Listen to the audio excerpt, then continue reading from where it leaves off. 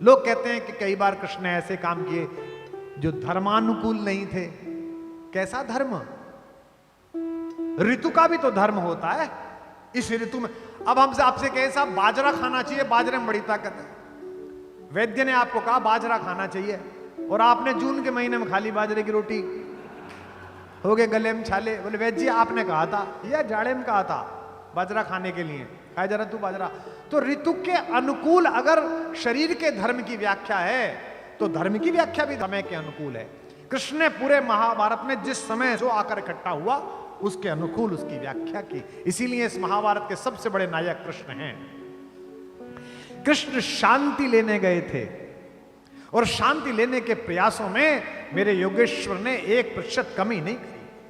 जितना झुक सकते थे उतने झुके। दुर्योधन जैसे नीच को उन्होंने पुरुष श्रेष्ठ कहा। कभी पढ़िए आप उस पर्व में व्याख्या महाभारत। कहते हैं पुरुष श्रेष्ठ आपका यश वैसे ही ऊंचा रहेगा, आप युद्ध मत करिए, मान जाइए। दुर्योधन नहीं माना। लेकिन जब पांडवों की कुटिया से गए थे संधि वार्ता के लिए और दोपहर का भोजन करने के बाद कृष्णा अर्थात द्रौपदी हाथ धुलाने के लिए गई तो थोड़ा सा जल हाथ पे गिराते ही द्रौपदी ने जल रोक लिया। कृष्ण ने मुंह की ओर देखा कि क्या हुआ। द्रौपदी ने कहा कि कन्हैया याद है बचपन में तुम जब हमारे घर आए थे छुट्टियों में तो मुझसे चौसर का एक दाव हार गए थे। तो कन्हैया ने कहा हाँ याद है। तुमने मुझसे पूछा था मांग, क्या मांगती है कृष्णा? मैंने कहा था कान्हा कभी समय आएगा तो मांग लूंगी। वो समय आ गया है। कृष्ण ने कहा मांगो द्रौपदी। द्रौपदी ने कहा कन्हैया शांति के लिए जा रहे हो, संधि के लिए जा रहे हो, मैं ये मांगती हूं कि युद्ध लेकर लौटना। मैं अपने इन केशों को दुशासन की छाती के रक्त से धोऊंगी। प्रतिहिंसा और सत्य की। कृष्ण शांति लेने गए, युद्ध लेकर लौटे, लेकिन पूरी महाभारत पढ़ना मेरे कहने पर एक भी पल भगवान आपको ऐसे नहीं लगेंगे कि वो युद्ध लेना चाहते हैं। वे तो योगेश्वर हैं, त्रिकालदर्शी हैं, त्रैलोक्य उनके सामने हैं। उन्हें पता है कि मूर्ख नहीं मानेगा, लेकिन वो पूरी राज्यसभा के सामने, उसके पिता के सामने, पिता में भीष्म के सामने उसे एक्सपोज करना चाहते हैं कि ये युद्ध चाहता है, मैं युद्ध नहीं चाहता।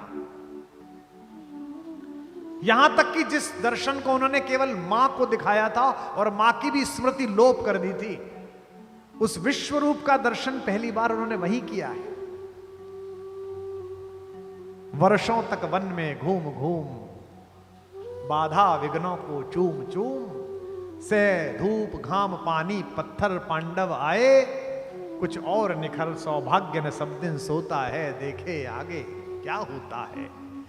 मैत्री की राह बताने को, सबको सुमार्ग पर लाने को, दुर्योधन को समझाने को, भीषण विध्वंस बचाने को भगवान हस्तिनापुर आए, पांडव का संदेशा लाए।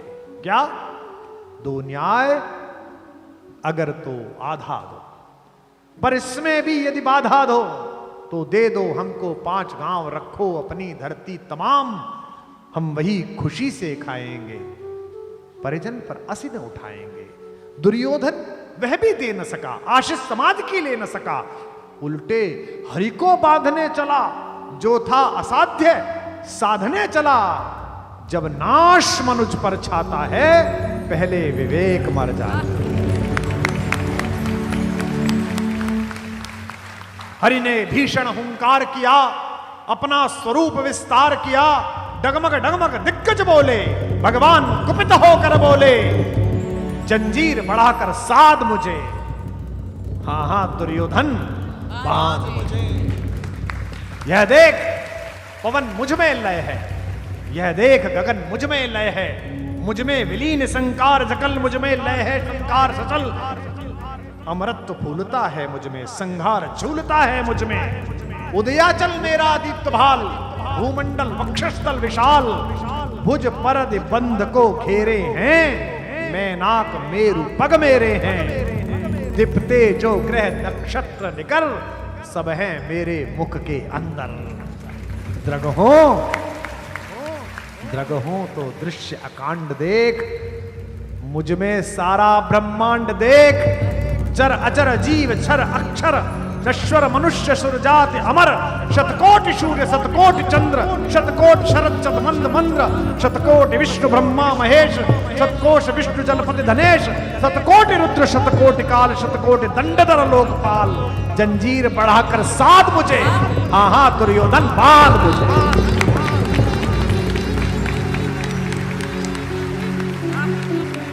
भूलोक अतल पाताल देख, गत और अनागत काल देख, यह देख जगत का आदि सृजन, यह देख महाभारत का रण, मृतकों से पटी हुई भू है, पहचान यहां किसमें तू है। अंबर में कुंतल जाल देख, पद के नीचे पाताल देख, मुट्ठी में तीनों काल देख, मेरा स्वरूप विकराल देख, सब जन्म मुझी से पाते हैं, फिर लौट मुझी में आते हैं। बांधने मुझे तो आया है, जंजीर बड़ी क्या लाया है। यदि मुझे बांधने चाहे मन, तो पहले तो बांध अनंत गगन, सूने को साध न सकता है, वह मुझे बांध कब सकता है। यह जो कृष्ण है, इसने छूटी हुई चीजों से अपना जीवन बनाया है। राम से जो चीजें छूटी हैं, उन्होंने राम के प्रति करुणा पैदा की है, दुख पैदा किया है, आंसू पैदा किए हैं। कृष्ण से जो जो छूटा है, कृष्ण ने उसका उत्साह उत्सव मना लिया है। कृष्ण के पास दुर्योधन और अर्जुन दोनों पहुंचे। दुर्योधन पहले पहुंचा, मस्तक के पास जाकर बैठ गया। मूर्ख जब भी प्रेम के पास पहुंचता है तो सिर पे चढ़ जाता है। ये पहली पहचान है मूर्ख की। बहुत सारे लोग आपके भोलेपन को, आपके स्नेह को, आपकी कमजोरी समझते हैं। मेरा एक शेर है कि मैं जो चुप रहता हूं तो मेरे कुछ कमजोर दोस्त मेरी खामोशी को मजबूरियां समझते हैं। मूर्खों को अक्सर ऐसा लगता है कि सामने वाला अगर दया दिखा रहा है तो पागल है, मूर्ख है। वो सिर पर बैठ गया। अर्जुन कृतांजलि जोड़े हुए चरणों में खड़ा रहा। द्वारिकाधीश की नींद खुली तो सबसे पहले अर्जुन दिखाई दिया। उन्होंने अर्जुन को देखकर मुस्कुराए। जैसे अर्जुन को देख के मुस्कुराए, कान पे से आवाज आई, अहम चा विगतः, मैं भी आया हूं। वाक्य सुनिए महाभारत का, अहम चा विगतः। दुर्योधन कहता मैं भी आया हूं। इसका मतलब दुर्योधन नहीं आया है, उसका अहंकार आया है।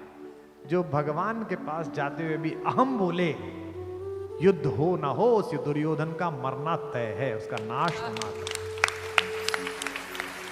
यही तो भाषा की तमीज है। कृष्ण कहते हैं भवान भिगतः पूर्वः। भगवान आप भी आए हैं। अरे गुरुराज आप भी आए हैं। आप मैं दोनों को वर दूंगा, लेकिन मैंने पहले अर्जुन को देखा तो मैं 2 वरदान देता हूं, आप दोनों चुन लीजिए। एक तरफ तो निहत्ता मैं हूं जो शस्त्र नहीं उठाऊंगा, और एक तरफ मेरी 18 अक्षौणी सेना है। अर्जुन ने सेकंड के 100वें हिस्से में निर्णय लिया, वरया मास केशवः, हे केशव मैं आपका वर्ण करता हूं। एक पल की देरी नहीं लगाई सोचने में। दुर्योधन के दुख दुखी चल रही कि ये सेना नहीं ले जाए। उसने कहा नहीं, मैं सेना लूंगा। हमारे मराठी के एक बड़े प्रसिद्ध कथाकार है विनोद भट्ट। उनकी लघु कथाएं 30-30 शब्दों की, 40-40 शब्दों, छोटे छोटे। एक बड़ी प्यारी कथा है उनकी कि जब अकेले माधव को लेके अर्जुन चला द्वारिका से कुरुक्षेत्र के लिए, तो मजे लेते हुए कृष्ण ने कहा, अरे पगले तू बावला है, तुझे तमीज ना आई। ने कहा क्या हो गया प्रभु? बोले तू तो छाछ लेके जा रहा है, माखन तो वो ले गया।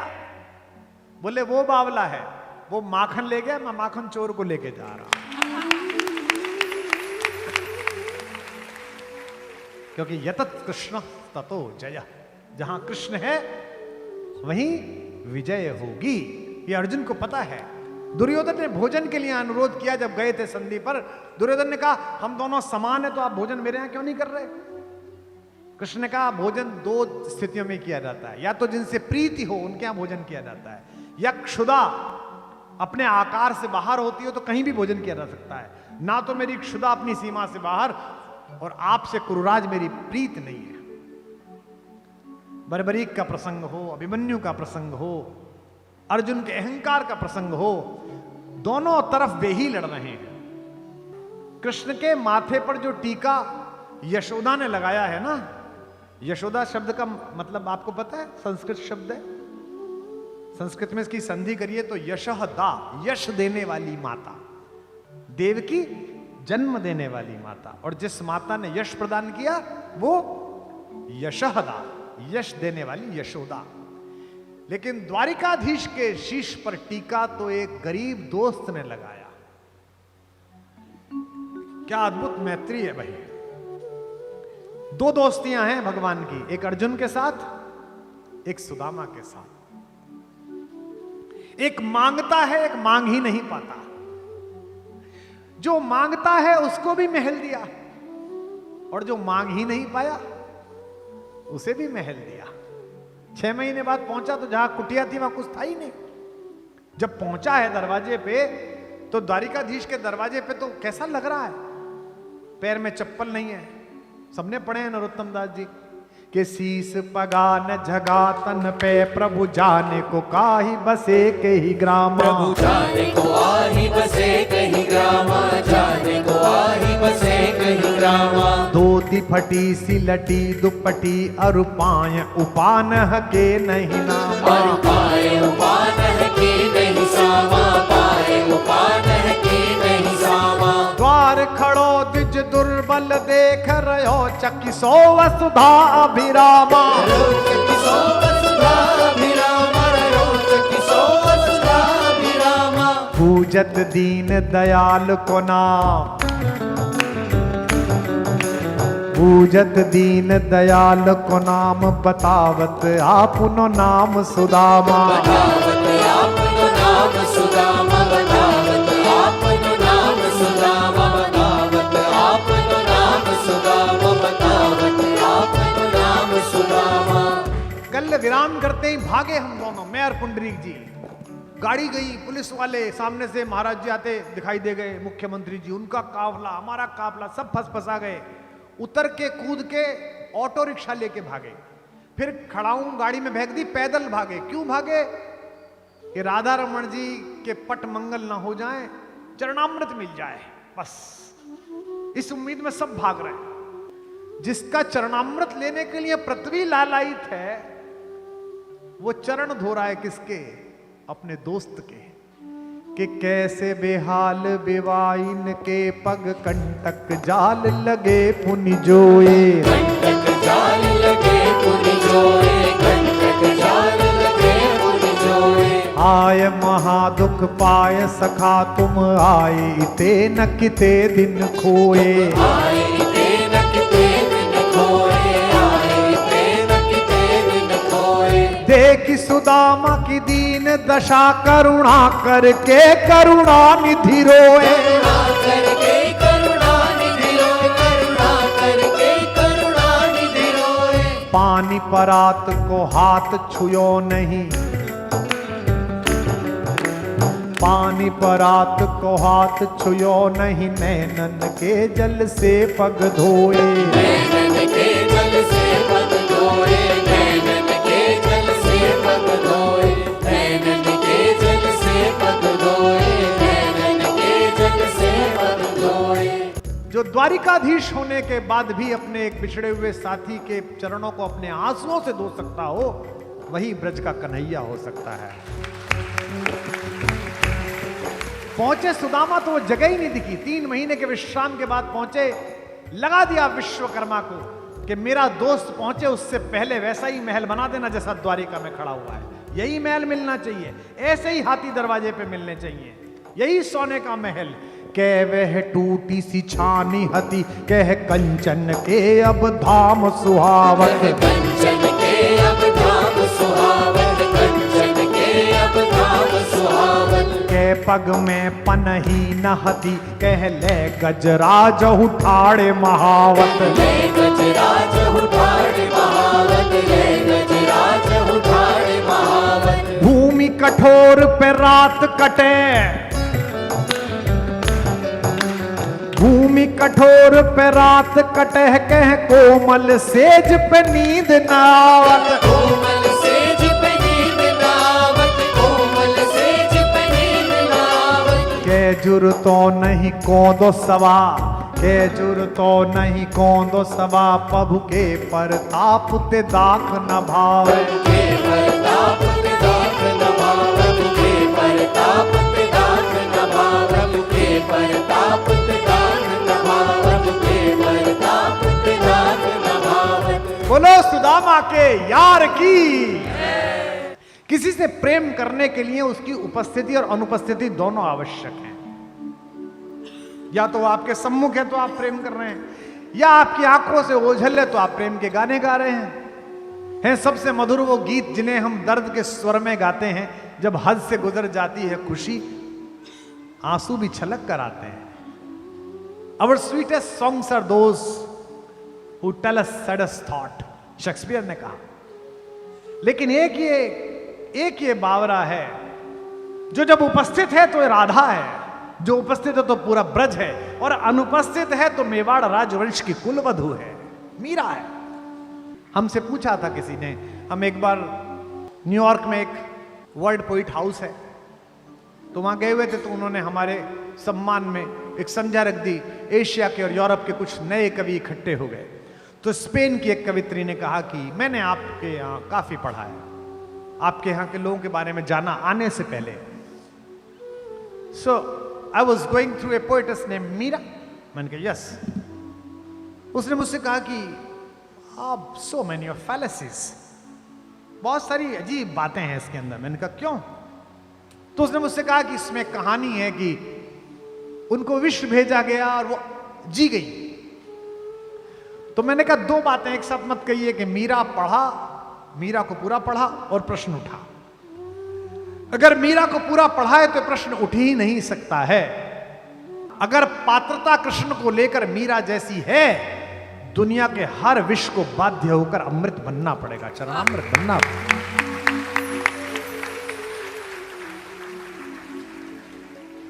कैसा, ये तो अभी की बात है, ये तो कुछ शताब्दियों पहले की बात है कि वो बात कर रही है विग्रह से, अंदर से आवाज आ रही है।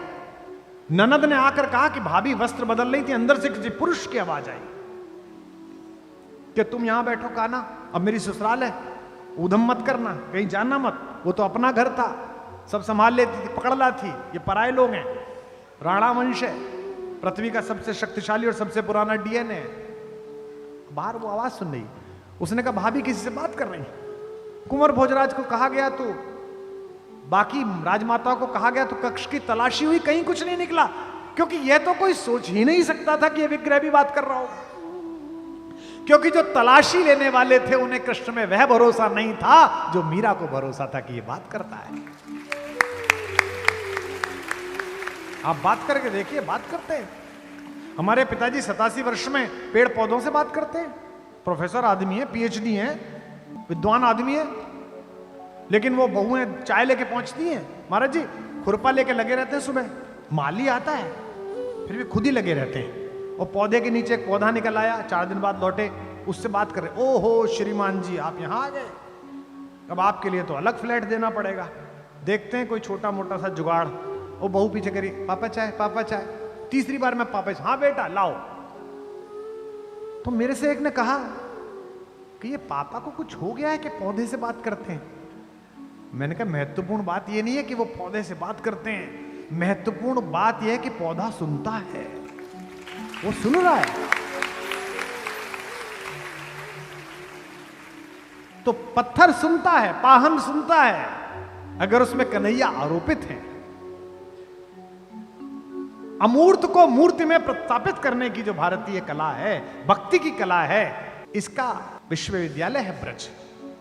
मेरी बड़ी प्यारी कवियत्री ममता शर्मा आगरा में रहती, महाराज जी क्या अद्भुत भगवान ने उसे क्या दे दिया, बस वही कुछ छंद हैं जो मैं देखता हूं तेरा जीवन सफल हो गया। कि मीरा ने मूरत को जो सुलाया, मीरा ने मूरत को जो सुलाया, तो नटखट जाग के सो गया होगा। नटखट जाग के सो गया होगा, नटखट जाग के सो गया होगा। गोद के स्पर्श में मोद को पाकर, गोद के स्पर्श में मोद को पाकर, पाहन कोमल हो गया होगा। पावन कोमल हो गया होगा, पावन कोमल हो गया होगा। मीरा ने प्रेम की बेल जो बोई, तो कान्हा भी अंकुर बो गया होगा। कान्हा भी अंकुर बो गया होगा, कान्हा भी अंकुर बो गया होगा। मीरा ने आंसू के मोती सजाए, मीरा ने आंसू के मोती सजाए, तो कान्हा भी धागा पिरो गया होगा। कान्हा भी धागा पिरो गया होगा, कान्हा भी धागा पिरो गया होगा, कान्हा भी धागा पिरो गया होगा, कान्हा भी धागा पिरो गया होगा। फूलों की डाली में सांप भेज दिया कि ये काट लेगा, जब भगवान के लिए माला बनाएगी तो सांप रस्सी में परिवर्तित हो गया। फूलों में सांप को देख के माला में धागे सी सांप को सी गई मीरा। धागे सी सांप को सी गई मीरा, धागे सी सांप को सी गई मीरा। राणा ने प्याला दिया विष का और सोचा अभी के अभी गई मीरा। सोचा अभी के अभी गई मीरा, सोचा अभी के अभी गई मीरा।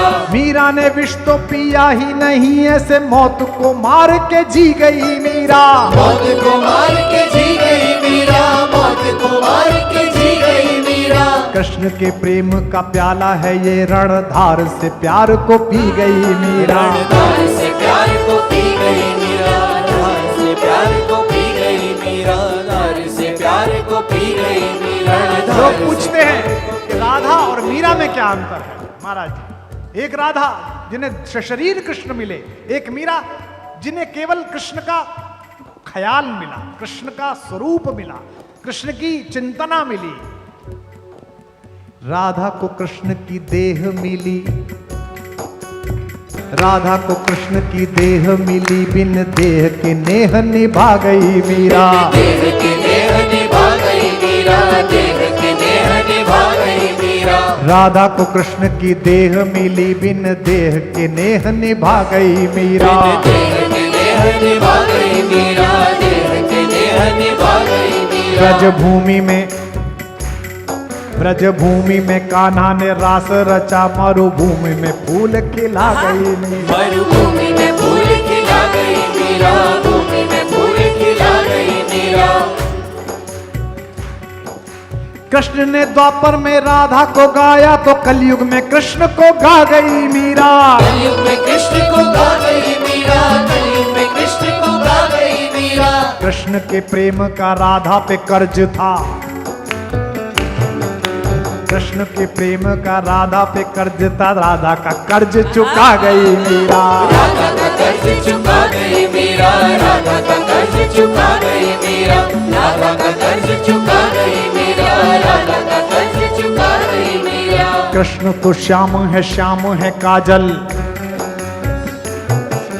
कृष्ण तो श्याम है काजल, काजल आंज के सो गई मीरा। काजल आज के सो गई मीरा, काजल आज के सो गई मीरा।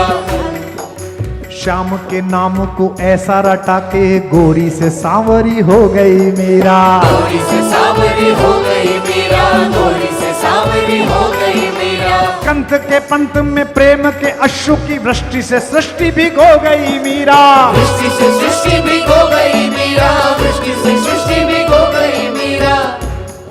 उस खेत की रेत में मोती उगे, जिस खेत में बैठ के रो गई मीरा। उस खेत में बैठ के रो गई मीरा, खेत में बैठ के रो गई मीरा, खेत में बैठ के रो गई मीरा, खेत में बैठ के रो गई मीरा। राणा ने कहा कि ओझा बुलाओ, बावरी हो गई है, पागल हो गई है। कहा कि ऐसा मंत्र मारना कि ये कन्हैया ना बोले। आहा हा।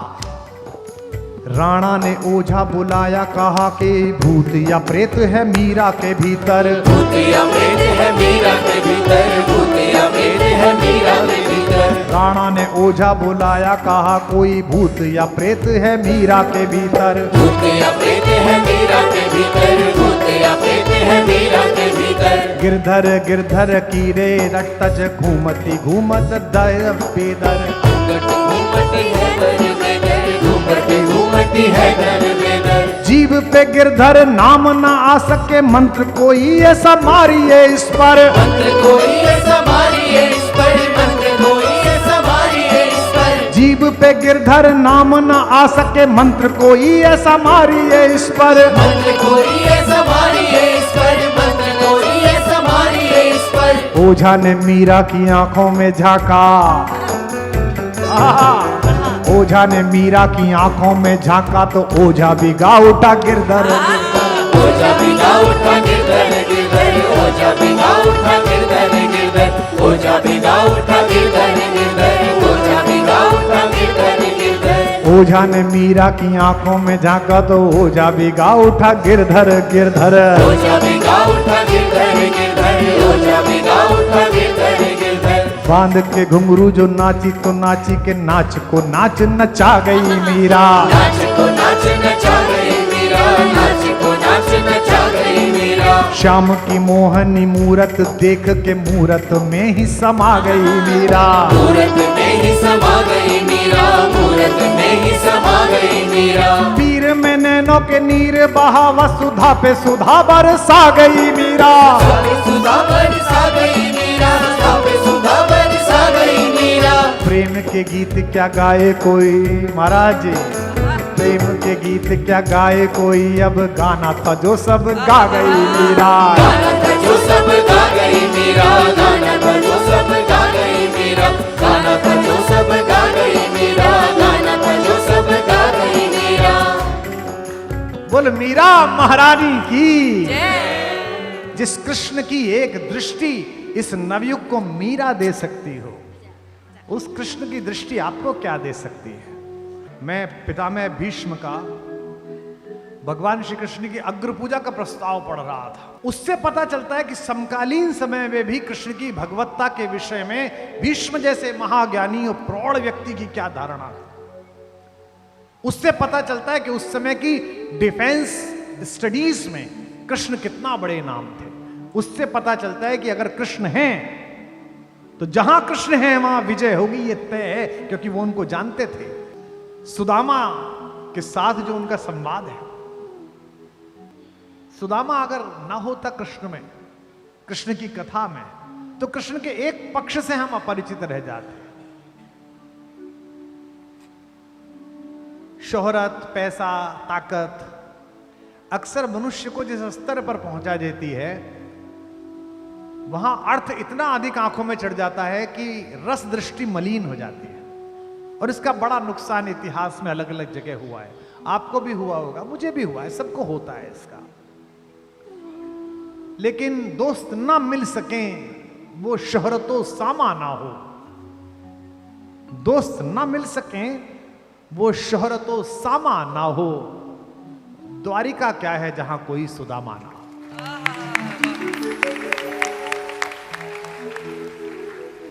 हम 4 भाई हैं, सब विद्वान हैं, कोई वाइस चांसलर है, कोई कुछ है। हमारी ये साध्वी जी बैठी है, पिताजी का बड़ा आशीष है।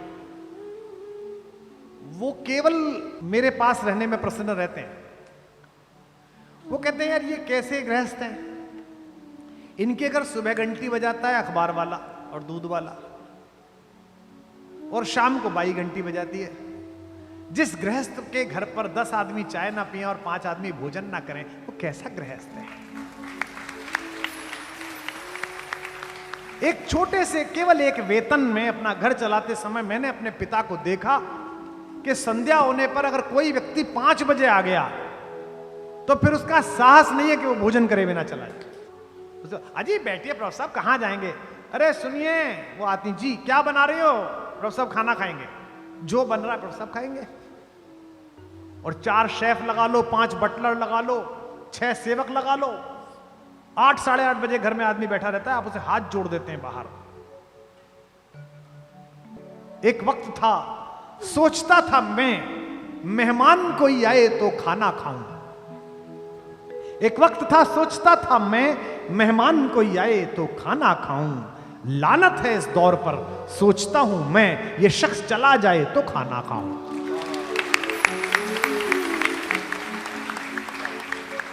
सुदामा प्रतीक शास्त्र है, सुदामा कहानी नहीं है। सुदामा द्वारिकाधीश के द्वार का प्रतीक शास्त्र है। मांगने वाला सुदामा जैसा हो, जो इतनी लंबी यात्रा करने के बाद मांग ना सके। औरन को धन चाहिए बावरी, बामन को धन केवल भिक्षा। और वो भी कहता है कि कौंदो सवा जरूरतो भरी पेट तो चाहत ना, दधी दूध मिठौती। अगर कौंदो भी मिल जाता, मिलट, क्या कहते हैं प्रधानमंत्री जी, श्री अन्न। अब तो श्री अन्न हो गया, पहले तो कुछ भी नहीं था वो कौंदो। अगर वो भी मिल जाता तो मैं तुम्हें ना भेजती। लेकिन जब पत्नी ने बहुत ही कहा, द्वारिका जाहू जी, द्वारिका जाहू जी, आठों धाम यही झकते रहे। कहते यही झक मारती रहती, चल उठे। लेकिन द्वार पर पहुंच गया तो बोला नहीं पंडित, उसके मुंह से निकला नहीं। किसी के प्रति कुछ करने में अगर उसके मुंह से निकल गया तो आपके करने की आधी हानि उसी समय हो गई। मैंने अपने हर सत्र में बोला है, आज फिर बोल रहा हूं, अगर घर में कोई भी चीज ऐसी हो गई है जिसे आपको नया लाना हो तो पुरानी चीज को बेचना मत, क्योंकि ईश्वर ने इतना सामर्थ्यवान बनाया कि अब नई चीज आने की स्थिति हो गई है। सुदामा इसी एक संदर्भ का प्रतीक है कि द्वारिकाधीश का सारा वैभव अधूरा हो जाता अगर उसमें सुदामा नाम के चंद्रमा की आभा न जोड़ती। सब बेकार हो जाता, व्यर्थ हो जाता। और कृष्ण तो रसवर्षा है। राम में बहुत मन रमता है बोलते समय, लेकिन मर्यादा का चाबुक पीछे खड़ा रहता है। ऐसा मत, इधर इधर, यूं यूं यूं चलता है। अभ्यास है रस्ते पे चलने का तो चल लिया, गुरुजनों ने सिखाया है, माता पिता का अभ्यास है, सत्संग किया है, आचार्य लोगों का तो थोड़ा अभ्यास है, चल लेते हैं। कृष्ण क्या तो उछल के कूद के चल, गिर जा, मिट्टी में गिर जा, फिर खड़ा हो जा, फिर चल, कोई समस्या ही नहीं है। इसीलिए मैं सदा कहता हूं, कल भी मैंने कहा, फिर एक पंक्ति दोहरा रहा हूं, आप अपनी मोहर लगाना, राम सपने हैं, कृष्ण अपने। वाह, बस इतना।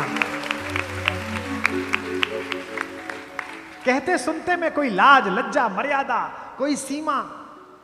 जैसे गांव ज्वार में यार चचा होते थे, 1 साल 2 साल बड़े, कृष्ण ऐसे ही है, कहते में बिल्कुल। और मैंने लोगों को उनसे लड़ते हुए देखा है। हमारी एक मौसी थी, उनको पुत्र का बड़ा चाव था, उनके 3 पुत्रियां हो गई।